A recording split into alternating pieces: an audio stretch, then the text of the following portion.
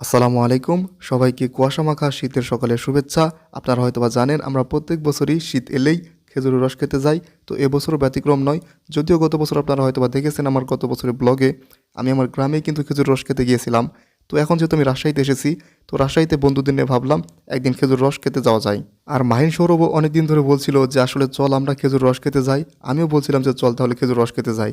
এরপর আমরা সকাল সকালে বিনোদপুর চলে আসি। বিনোদপুর থেকে আমরা বানেশ্বর চলে আসি এবং বানেশ্বর থেকে আমরা একটা ভ্যান গাড়ি নেই এবং ভ্যান গাড়ি নিয়ে আমরা যাচ্ছিলাম মারিয়া গ্রামে। আমরা যেহেতু এখানে তেমন কিছুই চিনি না, সেই জন্য কিন্তু ভ্যান গাড়িওয়ালা মামাকে আমরা বলছিলাম এখানে কোথায় আসলে খেজুর রস বিখ্যাত। আমরা জানি এমনিতে যে বানেশ্বরে খেজুর রস বিখ্যাত, কিন্তু কোন গ্রামে বিখ্যাত সেটা জানি না। সেই জন্য সে আমাদেরকে মারিয়া গ্রামে নিয়ে যাচ্ছিল এবং তিনি বলছিলেন যে মারিয়া গ্রামের খেজুর রস নাকি অনেক বেশি বিখ্যাত।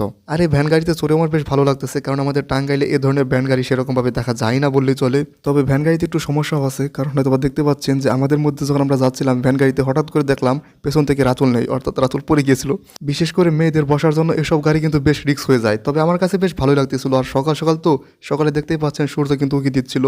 তো আমরা কিন্তু মারিয়া গ্রামের দিকে আসি এবং ভ্যান থেকে নামি। এরপর আমরা নেমে দেখি এখানে বেশ কিছু খেজুর গাছ আছে এবং একজন কাকাকে দেখছিলাম এখানে খেজুর রস পাড়তেছিল। এখানে ম্যাক্সিমাম গাছে আসলে উনি সম্ভবত রোপণ করেছে, কারণ এখানে দেখছিলাম বেশ কয়েকটি গাছ থেকে তিনি খেজুরের রস পাড়তেছিলেন। তাই আমরা সবাই মিলে ঠিক করলাম যে এই কাকার কাছ থেকে আমরা খেজুরের রস খাবো। যদিও আমাদের অনেক বেশি বেলা হয়ে গেছিলো, অর্থাৎ অনেক বেশি সকাল হয়ে গেছিলো, কারণ হয়তো আপনারা জানেন যে খেজুরের রস কিন্তু অনেক বেশি সকালে পাড়া হয়। আমরা মোটামুটি 7টা-8টা বেজে গিয়েছিলো আমাদের আস্তে আস্তে। এইটাও বেশ ভালোই দেরি, কারণ আমরা কিন্তু বিভিন্ন জায়গায় ঘুরছিলাম কিন্তু পাচ্ছিলাম না। তো আমরা অনেকটা সামনের দিকে এসে পড়ি মারিয়া গ্রাম থেকে। তারপর এসে দেখি এরকম গাছে কাকা বিভিন্ন গাছ থেকে এরকমভাবে খেজুর পাড়তেছে এবং কি তিনি গুঁড়ো বিক্রি করেন, কারণ গুঁড়ো তিনি কিন্তু বাড়িতে বানায়। তো আমরা তার বাড়িতেই যাচ্ছিলাম অটোতে চড়ে। কিন্তু আমাদের মধ্য থেকে অয়ন অনেক বেশি ভয় পাচ্ছিল। ও আমাদেরকে গতকাল রাত থেকে আমাদের বিভিন্ন ভিডিও পাঠাচ্ছিল।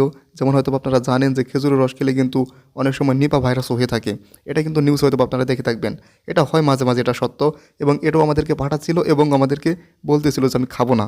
মানে ও বলতেছিল যে আমি তোদের সাথে যাবো কিন্তু আমি খাবো না। তো ঠিক তাই করে, মানে ওকে আমরা অনেকবার বুঝাই যে একটু খা। যেমন আমিও তো খেজুর রস খাই না, কিন্তু মানবতার খাতিরে আমি একটু খেয়েছিলাম, কারণ যেহেতু গিয়েছি একসাথে, তো না খেলে কেমন হয়, সেই জন্য আমি কিন্তু খেয়েছিলাম। আমি মূলত গিয়েছিলাম আসলে ব্লগ করার জন্য, এটা আসলে সত্য কথা, এবং সকালে পরিবেশ দেখার জন্য। সকালে যেহেতু আমার রাজশাহীতে সেরকমভাবে বের হওয়া হয়নি, তো সেই জন্য ভাবলাম আজকে ঘুরি। তো সেই জন্যই মূলত এসেছি, কারণ আমিও কিন্তু খেজুরের রস খুব বেশি খাই না। আমি মূলত এসেছি ওদের সাথে ঘুরতে এবং মজা করতে, এতটুকু করতেই। অয়নকে অনেকবার বুঝিয়েছে সবাই মিলে, কিন্তু অয়ন কোনোভাবেই খেজুরের রস খায়নি। তো ওকে কিন্তু কোনোভাবে আমরা খাওয়াতে পারিনি খেজুরের রস। এই যে এই স্থানে তারা হচ্ছে গুড় জাল দেয়, এই খেজুর রস এনে তারপর চাকনিতে সেকে তারপরে তারা এখানে গুড় জাল দিয়ে থাকে। তারপর আমরা গিয়ে বেশ কিছু ছবিও তুলি। ছবি তুলে আমরা গিয়ে দেখি, বাড়িতে গিয়ে দেখি তার কিন্তু বাড়িতে অনেকটুকু রস সে কিন্তু হাঁড়িতে রেখে দিয়েছে এবং আমরা কিন্তু সেগুলো দেখতে থাকি এবং সে চাকতে থাকে, সেকে তারপর আমাদেরকে দেয়, সবাই মিলে খাই। কিন্তু ওই যে বললাম অয়ন কিন্তু একটু খায়নি। মানে ওর সাথে সৌরভের সাথে এক প্রকার বেশ তর্কাতর্কি হচ্ছিল। সৌরভ অয়নকে রাগ করে বলতেছিল যে আমরা আসলে খেজুর রস খেয়ে মারা যাই, তুই বেঁচে থাক, তোর জন্য দোয়া করি। তো এরকমভাবে বলতেছিল। মাহবুবও রাগ করতেছিল। আমরা সবাই কম বেশি করে খাই, কিন্তু অয়ন কোনোভাবেই খায়নি। আসলে সব খেজুরের রসে কিন্তু নিপা ভাইরাস থাকে না, কারণ সব খেজুরের গাছে কিন্তু সব যে বাদুরের মুখে যে এরকম নিপা ভাইরাস থাকে তা তো না। এটা কিন্তু কিছু কিছু থাকে, আবার কিছু কিছু থাকে না। কাকা বলতেছিল যে আমি গুঁড়ো তৈরি করি, তো আপনারা দেখতে পারেন। তো তিনি আমাদেরকে 2-3 প্রকারের কিন্তু গুড় দেখায়, ঘন গুড়, পাতলা গুড়, সব গুড়ই দেখায়। 200, 250, 300 টাকা সব গুড়ি তিনি আমাদেরকে দেখাতে থাকেন। কাকা আমাদেরকে অনেকটুকু গুড় কিন্তু এমনিতেই মানে আর কি টেস্ট করতে দিয়েছিল, যে দেখুন আপনারা আগে টেস্ট করুন, যদি ভালো লাগে তাহলে অবশ্যই আপনারা কিনুন। এমনকি তিনি আমাদেরকে রসও অনেকটুকু এমনিতে দিয়েছিল, অর্থাৎ খেতে কিন্তু এমনিতে দিয়েছিল। অয়ন খেজুরের রস না খেলেও সে যখন গুড় যখন টেস্ট করতেছিল তখন তার কাছে অনেক বেশি ভালো লেগে যায় গুড়। সেজন্য বলে আমি নিয়ে যাবো বাড়িতে, অর্থাৎ সেও কিন্তু 1 কেজি কিনে।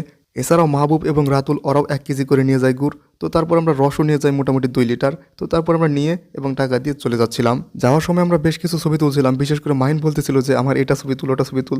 মানে ওকে যেভাবে ছবি তুলছিলাম ও বলতেছিল, আমাকে গালাগালি করতেছিল, বলতেছিল ভালো হচ্ছে না, তুই এগুলো কী ছবি তুলতেছিস। তো এই হচ্ছে অবস্থা। ছবি টবি তোলা শেষে আমরা বাড়ি থেকে বের হচ্ছিলাম এবং বাড়ি থেকে বের হয়ে আমরা সেই ভ্যান গাড়িতে যাই, অর্থাৎ যে ভ্যান গাড়িতে এসেছিলাম সেই ভ্যান গাড়িতে আমরা আসলে যাচ্ছিলাম, কারণ অন্য কোনো ভ্যান গাড়ি হয়তো বা পাওয়া যেত না। গ্রামটিও আসলে অনেক বেশি সুন্দর ছিল। এই গ্রামটি কিন্তু আসলে যদি বলি, আশেপাশের পরিবেশ অনেক বেশি সুন্দর ছিল।